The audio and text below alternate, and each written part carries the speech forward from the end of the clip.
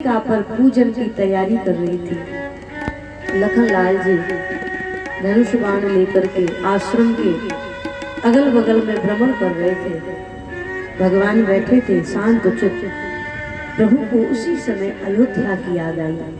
मुख करके देख रहे, बोले जिधर अवध की दिशा है, अवध है, उसी दिशा में भगवान देख रहे हैं।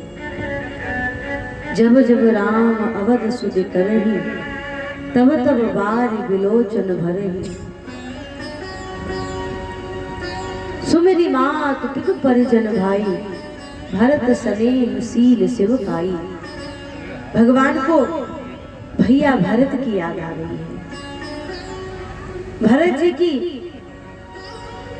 भरत जी का जो सील है, जो स्नेह है, जो सेवा करने का भाव है, गोस्वामी जी महाराज कहते हैं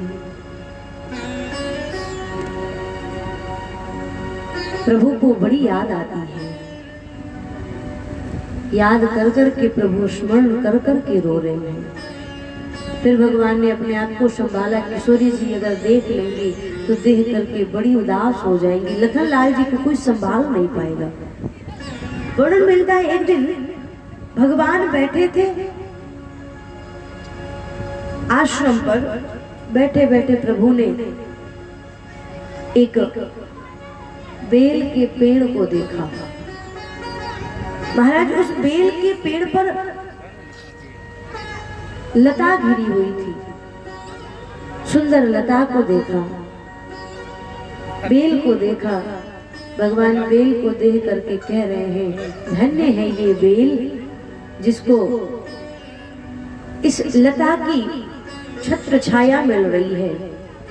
ये बेल बोले बड़ा धन्य है, बड़ा सौभाग्यशाली है जिसके ऊपर लता की हरियाली है।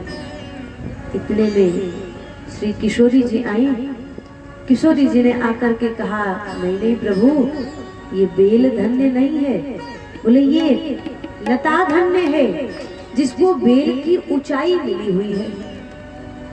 राम जी कह रहे हैं ये लता धन्य है, ये बेल का पेड़ धन्य है, और किशोरी जी कह रही हैं ये लता धन्य है। अब महाराज निर्णय नहीं हो पाया कि दोनों में धन्य कौन है, दोनों में महिमा किसकी अधिक है। राम जी कहे बेल धन्य है, किशोरी जी कहे लता धन्य है। इतने में लखनलाल जी को बुलाया प्रभु ने, और लखनलाल जी से कहा लखन तुम ही बताओ, ये बेल धन्य है ना जिसको लता के कारण हरियाली मिली हुई, लता के बेल के ऊपर लता चढ़ी है तो बेल को हरियाली मिली है, तो ये बेल धन्य है ना। किशोरी जी ने कहा नहीं बेटा लखन, ये बताओ कि ये लता धन्य है ना जिसको बेल के कारण ऊंचाई मिली हुई है। लखनलाल जी ने कहा अभी रुको, मैं पूछ करके आता हूँ। लता और बेली दोनों से पूछ के आता हूँ कि दोनों में धन्य कौन है।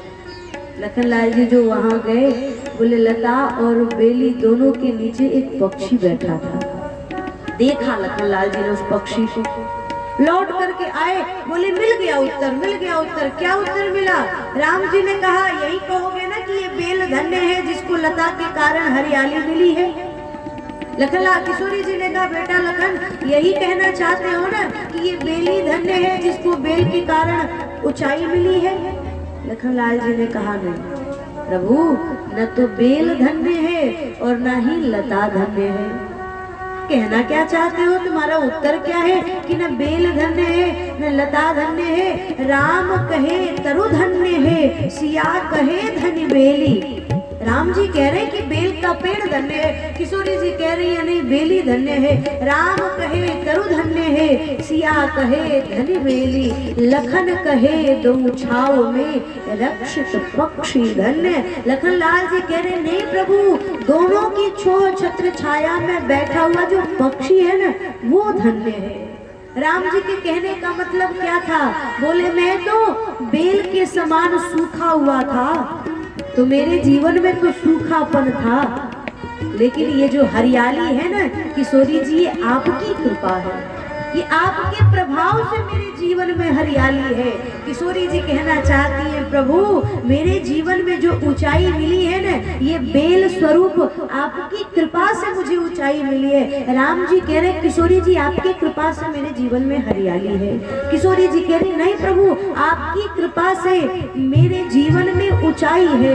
इतने में लखन लाल जी ने कहा, नहीं, पक्षी स्वरूप बैठा हुआ ये लखन, बोले श्री राम जी और किशोरी जी की छोह छत्र छाया में बैठा हुआ ये लखन धन्य है। न तो राम धन्य है, न सिया जी धन्य है, ये लक्ष्मण परम धन्य है जिसको प्रभु की छोह छत्र छाया मिल रही है। भगवान अपने छोटे भैया लखन की रक्षा बोले बिल्कुल विवेकी पुरुष की तरह कर रहे हैं। जैसे पल की पुतली की रक्षा करती है, वैसे श्री लखन लाल जी अपने छोटे भैया की रक्षा कर रहे हैं। इसीलिए वर्णन मिलता है, लखन लाल जी कौन है? बोले भगवान के भक्त हैं और छोटे भक्त हैं। भरत लाल जी भी भगवान के भक्त हैं, बड़े वाले थोड़े समझदार भक्त हैं। लखन लाल जी भी भक्त हैं, लेकिन बोले छोटे भक्त हैं। छोटा बालक बोले बड़ा प्यारा होता है, भले थोड़ा जिद्दी ही सही, लेकिन बड़ा प्यारा होता है, माँ बाप को बहुत प्रिय होता है। और इसीलिए बोले श्री किशोरी जी जब वन में गई ना, तो अयोध्या में तो कह रही थी, राम जी ने कहा किशोरी तुम वन जाकर के क्या करोगे, रुक जाओ। अरे वन में भयावह पशु पक्षी होते हैं, देख करके डर जाओगी किशोरी, हो सकता है वन में राक्षस भी मिल जाए, उन्हें देख करके तुम डर जाओगी। किशोरी जी ने कहा मुझे डरने की क्या हो सकता है प्रभु, मेरे साथ तो मेरे पति देव प्रभु श्री राघवेंद्र सरकार है। और उसके बाद बोले मेरे देवर जो है ना लखन लाल बड़े वीर हैं, प्राणनाथ प्रिय देवर साथा, मेरे साथ मेरे प्राणनाथ प्रभु श्री राम है और प्रिय देवर श्री लखन लाल वीर धुरीर धुरीन धरे धनु भाथा, मेरे प्रिय देवर लखन लाल मेरे साथ है, मुझे डरने की क्या हो सकता है। लेकिन कहते चलते चलते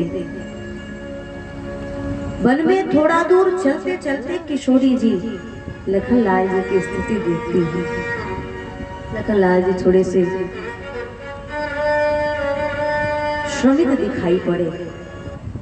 केवल राम जी को ही चिंता नहीं है लखन लाल जी की, बोले किशोरी जी को भी बड़ी चिंता है। देखा लखन लाल श्रमित है, श्री राघवेंद्र सरकार से किशोरी जी कहती है प्रभु थोड़ा सा रुक जाइए ना, थोड़ा सा तनिक विलम्ब जाइए, यहीं पे खड़े हो जाइए। क्या कह रही है श्री किशोरी? बोली मिथिलेश दुलारी प्रभु जी ठाड़ी रहो,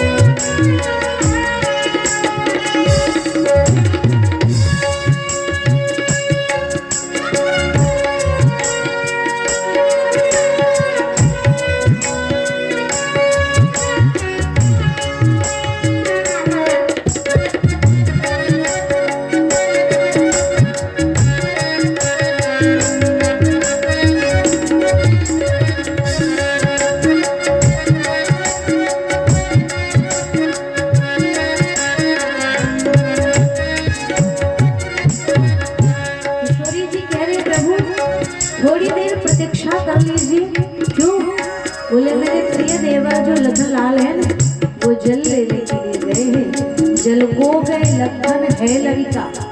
लखनलाल बोले लड़का है। किशोरी जी से राम जी ने कहा अभी अयोध्या में तो कह रही थी प्राणनाथ प्रिय देवर साथा प्रिय धुरी धरे दरबाता, बड़े धुरंधर हैं, बड़े वीर हैं लखनलाल। अब कह रही हो कि लखन लड़का है।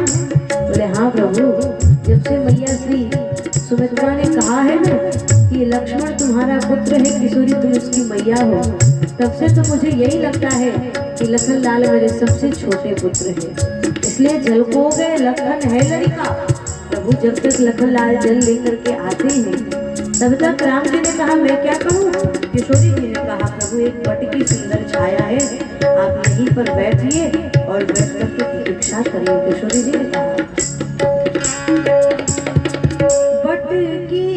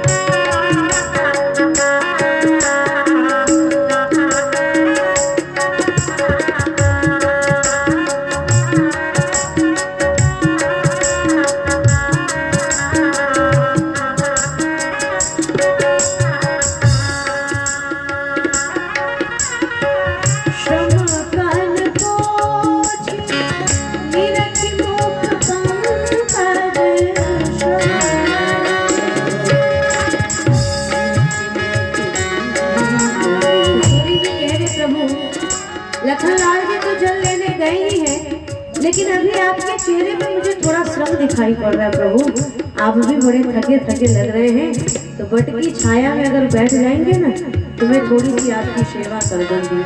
प्रभु मुख पंकज पे पसीना आ गया है, थोड़ा पसीने को मैं साफ कर दूंगी, थोड़ा चरण दबा दूंगी। श्रम कान पोछी मीरठ पाद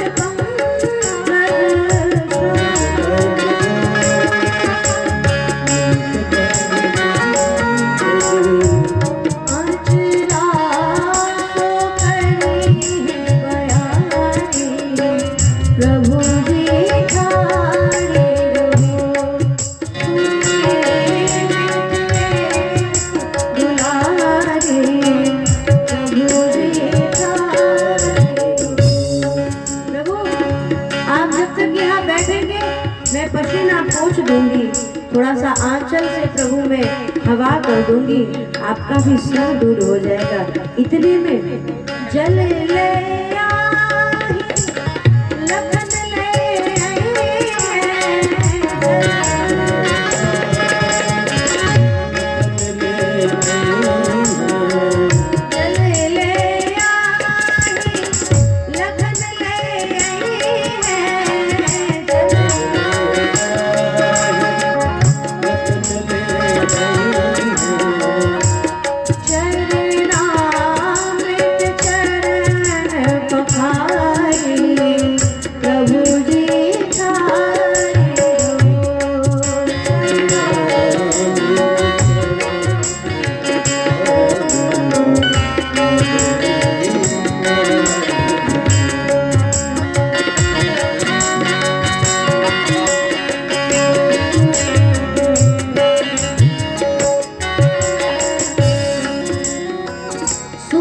राजेश सिया जो की बहना